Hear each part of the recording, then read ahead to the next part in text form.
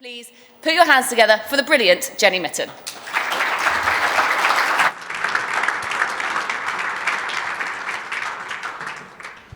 Good morning, everyone. It's an absolute pleasure for being here this morning. I'm going to chat to you all about my favourite subject, women's in sport, and more importantly, how we commercially benefit from it and how we can drive revenue. I'm going to have to do a next clicker job with the lovely gentleman over there, so you'll have to excuse all the slides. But next slide, please. Just wanted to give you a quick hello about me, and also, really importantly, I think give you an understanding on why I think it's so incredible, all the work we're doing in this space and actually the impact it can have. So if we can go on to the next slide. Bit of a delay. Oh, one more.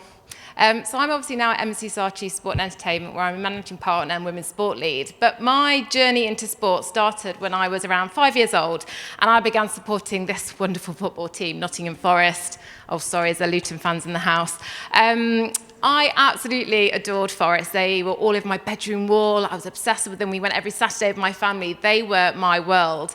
And when I was at school, I was around 11, we had a careers day, and the teacher looked around the room and said to everybody, "What do you want to be when you grow up?" And I was like, well, of course, something to do with Nottingham Forest. So I sat there and had a thought.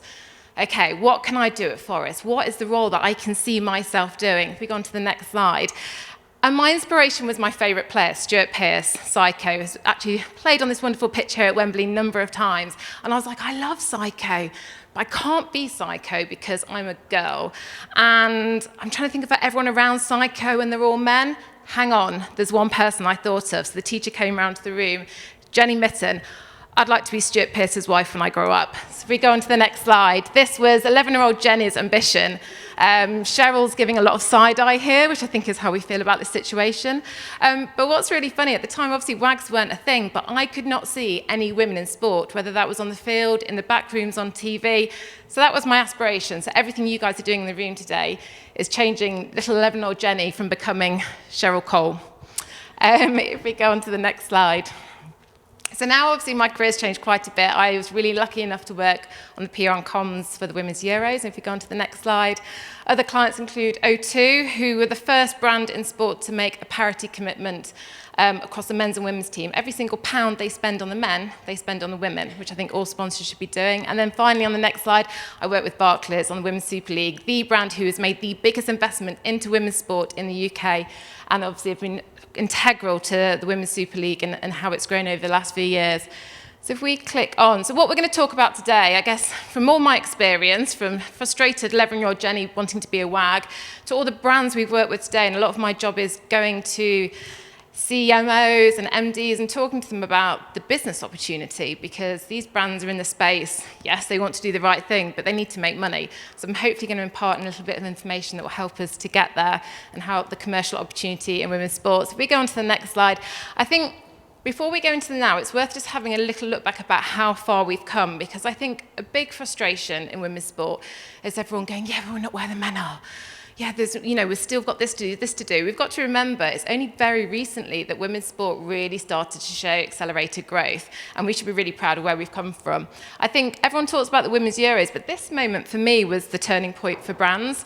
So I love this phrase, I think the BBC coined this, where it's turning heads in the long room and the boardroom. So if anyone knows the long room at Lord's, it used to be for men exclusively. Women weren't allowed, they are now. And this was the Women's World Cup in 2017 in Lord's. And I don't know if you can remember that day. We looked out at the crowd, and we were like, wow, doesn't look like a Lord's crowd. There's no pinstripe suits. Everyone was quite young and diverse. And then more importantly, when we got the data, it was a sold-out crowd. The England women won. I think it was by about 9 runs. It was brilliant. Jeopardy 10s, the perfect kind of sporting occasion. And then when we got the data back from that match, we saw they behaved differently. So they looked different. So they're not average sports fans, and they behaved differently. They were buying coffee rather than beer. And I think that moment, people suddenly thought, hang on, I'm a certain sort of brand that I thought maybe I couldn't sell to this sport audience, where now this is a new audience and they're buying things differently. This is a new commercial opportunity. If we go on to the next slide, obviously, yes, we all know about this. And I think one of the key stats I love from this was at the general sale, which was around 3 months out, 80% of people who bought tickets were unknown to FA and UEFA. So they have never seen an England game, they've never seen a big European clash, they've never been to men's football. That is pretty staggering. And that was 3 months out of the tournament. And then if we go on one more slide, And then obviously this week, we had this incredible announcement. Arsenal are going to be playing the majority of their games at Emirates. Emirates will now be the home of Arsenal women. And again, that is a huge shift. And if we look from 2017, that is a really short period of time. So I know everyone gets quite frustrated about the pace of growth, but this is incredible. And also, I think we can see that it's not a flash in the pan. It's still carrying on. So if we go on to the next slide. A few stats just, I guess, on why the commercial opportunity is really rich, and this kind of leads into then how we do it. This was really interesting. This came out from Sponsor United, I think, again, just at the end of last week, earlier this week, and it said that there's a 22% growth of sponsors in the space, so there's 22% more women's sports sponsors in 2023 than the year before. That is incredible. If we go on one more. And then this is actually fresh out today. Any Women's Sport Trust fans, follow their channels. They are the authority and everything you need to know around women's sport in the UK and growth. They said today that a third of viewers were new to women's sport in 2023. So that's 6.8 million people last year enjoyed women's sport who have never enjoyed it before. That is an insane number. If you think for this country, we're about, what, 60 million? 6 million people. So let's just hold that thought and think about that incredible growth. And if we go on one more. And then just underpinning that, so who are this audience? Well, we don't really know. We're still trying to work out in large. But what's interesting is we're bringing in more women. It's not just women. And I know there's sometimes some frustration that we just talk about women's sport, it's for women. It's not, but they are a really significant audience. And this is why they're so exciting. If you look into the female economy, there's tons of reports out there. There's obviously the standard reports we know around women make 80% of household purchase decisions. So whether it's your insurance, whether it's buying the car, you know, these men are getting their season tickets signed off by the wife. Let's be honest here. You know, they have incredible spending power. And then when you dig a bit deeper and look at some of the reports, it's actually staggering that we're not aggressively going after women. The Harvard Business Review said that female economy is bigger than India and China combined. That is staggering. So we have an audience here who are up for spending money, and we haven't been talking to them through sport before. So if we click on. And then this audience, we know they have a higher propensity to spend with women's sports sponsors. So not only have they got cash, they're the decision makers, they're up for spending, they're far more likely to want to part with their cash with sponsors who support female sport. Because obviously they're saying, that's great, you know what, I'm being recognised, I'm being empowered, I'm going to part my cash with you. So if you think of all the utility brands, whether you're in insurance or in banking or your mobile phone, if you're thinking, oh, who do I go with? They're already heavily regulated. So there's not really that much difference in the product. It's their proposition that stands out. Now, if you see one of those brands is supporting equality and you're like, yeah, I really like what they're about, you're more likely to sign that contract. If we flick on one more. So where does this leave us? We are at MC Saatchi Sport and Entertainment. Our job is all around helping brands get into the heart of communities, so fan communities. So we want to make sure that brands create a credible role within these audiences, so then essentially they can sell to them better. And we launched a new report in January, which I think is so relevant for women's sport. So if we click on. It's quite a big statement. Fandom is dead, welcome to FanCom. Now look, I know fandom isn't dead, but what we're saying is how we approach fans shouldn't be this old idea of fandom. And I'll talk to you about what we think it is now and how we think you can get really smart at going after women's sport fans. So I think our starting point is we know that you'll get a deeper connection with consumers when they're passionate about something. That's our whole business model's built on that, whether it's sport, whether it's entertainment, lifestyle. If you're really passionate about something, it's a lot easier for a brand to come into your space and talk to you. So if we click on, and sport, if we click on again, as we know, is a micro passion that is entirely synonymous, if we click on, with fandom. So when you think about fandom, sport is probably the first thing that comes to the top of your head. Now, if we click on again, but we think how we approach fandom as brands generally, actually, we're not considering this audience enough. They are way more nuanced in this age, and this is part of social media evolving. This is part of society and how they think evolving. And if we click on, we think these audiences have way more potential than we give them credit for. We just talk at them, and actually, we should be talking with them.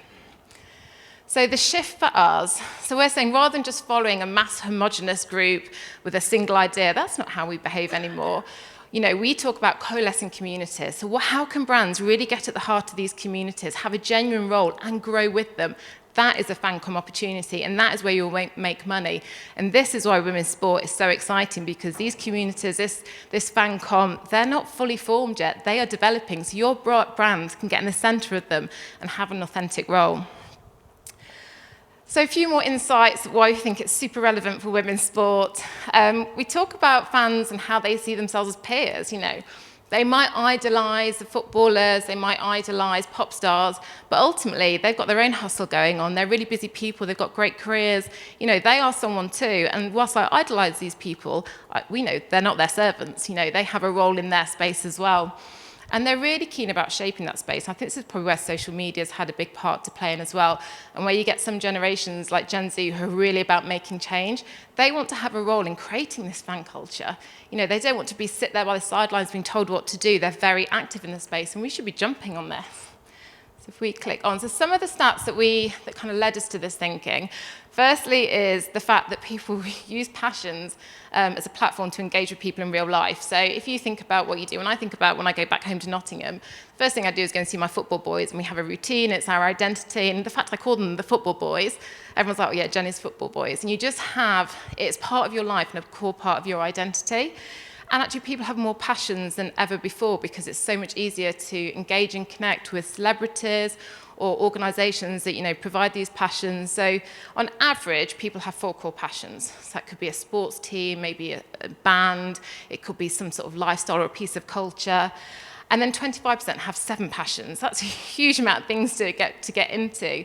But what's really interesting, when you look at these passions, it really shapes their life and who they are. So when we asked them questions around how much do they influence how you behave and how you show up and what your personality is and what your identity is. And 8.4 was the average score out of 10 for having commitment to these passions. So it's integral to their life. So when you ask them what do you do at the weekend, if they're a follower of a sports team, it will guarantee that will be the first question to their answer. So the opportunity is huge. If we click on one more, and I think what we thought was really interesting is when we went through these insights, actually, of all the sort of different sports, it was women's sports as a category where we saw a lot of these behaviours already playing out and actually really strongly. So if we click on. So one thing we talked about was parasocial relationships with sort of celebs and icons, and how that's changed and how fans actually have a role in their success or their failure. And I think a great example is Mary Earps. When Nike didn't put that shirt on sale, the fans were like, I'm not happy about it. But then they took action, and when it came on sale, it sold out like that. These communities come out and they take action, and they really shaped Mary's success. And now she is everywhere thanks to this really hardcore following who really back her and believe in her. Communities are key. They're 24/7. We're on our phones, and it's terrible, isn't it, like that all day on our phones. But, these communities are part of your identity again. So organisations like this Fango, they are really important for people to go in, check every day, have a conversation. It's not just about a game on a Saturday. It's so much more. Also, people use their passions as an opportunity to connect. If anyone has any interactions with teenagers these days, God, they're terrifying, aren't they? My goddaughters will only talk to me on Snapchat or Roblox, apparently. So I was like, do you do WhatsApp? They're like, no, Auntie Jenny, no one does anymore. So apparently I'm going to have to get a Roblox account. But we look at the number of users in these spaces, and this is ongoing engagement. They behave really differently. And then finally, there's a global loneliness epidemic. I think we still have a bit of this from the pandemic, where everyone gets that connections are really key. I think that's why sport came back so quickly and was so important, because it's those interactions in the sporting space that really kind of form our identity. So if we click on. So I think for us, the opportunity for women's sport is firstly getting to the heart of these niche audiences, really understand them and find a role in their culture. What can you do as a brand or as an organisation to add value to these groups, and then grow with them, grow consensually with them. You will become part of their world. And if you grow with them, that group will only get bigger, but you're part of the foundation, and that gives you all the credibility. So if we flick on. So in terms of women's sport, what exactly does this mean?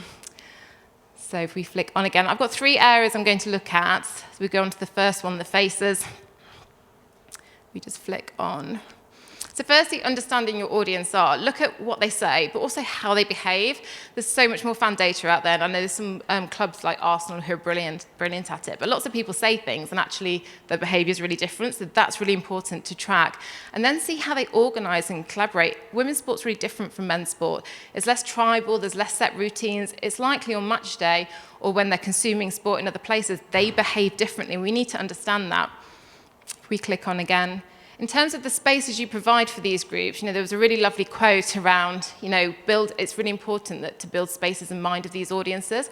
Men's sport was built for men by men. We've come in and we've wangled in and we're new to this space. So when you're thinking about what you're providing for women's sports fans, they look differently. Create a space that's relevant for them. Ask them and find out. Service them. We've already seen they've got loads of cash to spend. They're really, they are the purchase decision makers. They want to spend. What products can you provide to make their experience incredible? It doesn't have to be the same as men.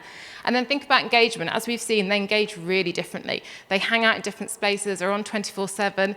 It's not like the men's sport, and it's early stages. We don't have as many hardcore fans. There is a group, but it's growing, and that will change. So whilst it's growing, take the fact there's more dwell time, they can get more distracted, and use that as an engagement opportunity. That's fine. And then finally, the new aces, and this is about breaking the rules. Don't think you have to follow men's sport. There's some things we can nick, all the good stuff. Also, this is a new audience. Ask them what they want. It doesn't matter if it's not pure sport. Who defined pure sport? Men did in men's sport. We can define what that culture looks like. Trial and error is okay. This is a new emerging space. If you think about the NFL 100 years ago, they had sort of between 3,000 and 5,000 fans coming to games. Now look at it. We are in the early stages. If you get something wrong, that's okay. It doesn't mean that women's sport's suddenly in the air and it's all gone, it's all over. There's been trial and error throughout the development of men's sport, and I think women's sport, we put a lot of pressure on to get it right first time. We don't have to. And then get comfortable being uncomfortable. This goes to largely. Probably the people who are the decision makers who have ran the men's side brilliantly for years, and suddenly this new space is evolving. It feels different. We're acting different. It's really uncomfortable. People don't like change, but get comfortable with that change. It's really important, and that's where we're going to make impact. And that's it for me. I just wanted to leave a few minutes in case anyone had any questions at all. No Luton fans.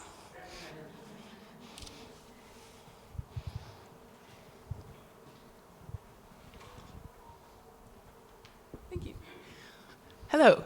I really appreciate what you're saying. That was amazing about creativity as well, being in this market and behaving differently. And so my question is, what kind of communities are you seeing that are outside of sport that feed into sport more creatively? Does that make sense? It does. Actually, one area... what communities? We see it quite a lot in men's sport is starting with fashion, and people who come into the space through fashion and wanting to look good. I think that's probably why women's sport kits sell so well, because they style it and they make it relevant to everyday life. It's not just about going to a game and shouting at a field and wearing it as a one-off. It becomes your identity. It looks cool. They're seeing players stylized. So, it's really interesting. We're seeing quite a few of the female fashion founders talking about women's sport and talking about it as a style piece. You now see it in Vogue and Bazaar, and that's where the intersection of passions comes in. It's really interesting. That's a starting point. Rather than necessarily women's sport going straight after fashion, fashion has just started to creep in. So there's some of the areas and the cultures. There's loads more. I mean, obviously music's a really another obvious answer. But then when you're looking at demographic communities, I think what's brilliant about women's sport is because it is an emerging space and it's a welcoming space at the moment, people come into it and feel like I can be here and be myself. If anyone went to a Red Roses game at Twickenham, I see same-sex couples holding hands. I never see that when I go to Twickenham to see the men. So in terms of, I guess, passion spaces and kind of cultural communities, but also in terms of demographic diversity as well, you're seeing a far broader range. Yeah, no, just to respond to that, fashion is one of the areas that my head immediately went to, especially feeling that there wasn't a place for me to discover fashion in my sport, and then leaving and being like, wow, this is amazing, and finding that and discovering that again. So fashion is definitely a place where women are excited to be in. So. Oh my God, and we love it, right? I remember going to see Forest after the Women's Euros. Forest were playing Tottenham at City Ground. I rocked up with a long denim skirt, my Lionesses shirt, Tottenham though, I got the colours wrong, didn't I? Lionesses shirt tucked in, I had a whole outfit going on, and the boys were like, what are you doing? And I was like, I feel like myself. I've dressed like this all summer, and this is how I show up. And isn't that great? I did feel a bit of a wally though, because everyone was booing at me because it was white.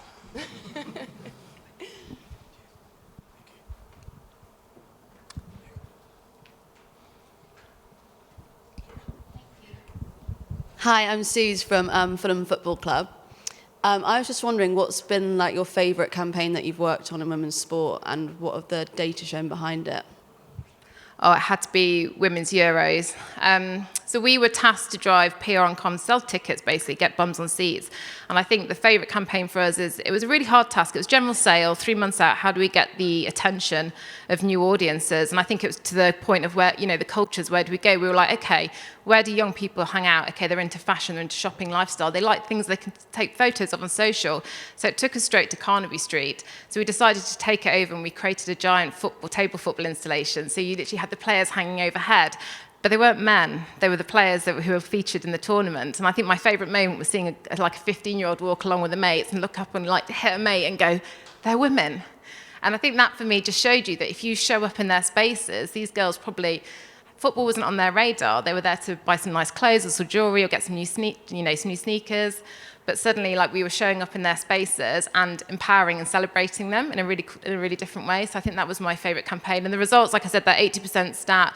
But also then when we came to the ticket purchasing, we saw some really lovely figures. And you've probably seen this through the club as well. We had the dads and daughters trend, where we get single male purchasers and about 6 kids. So you obviously had quite hardcore football fans who were suddenly I'm going to get more football, but I'm going to drag all the kids with me.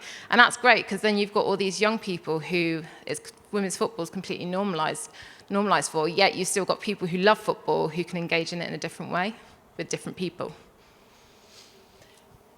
Well, thank you so much, Jenny Mitton. Wonderful to hear your insights as always. Can we please give another round of applause for Jenny?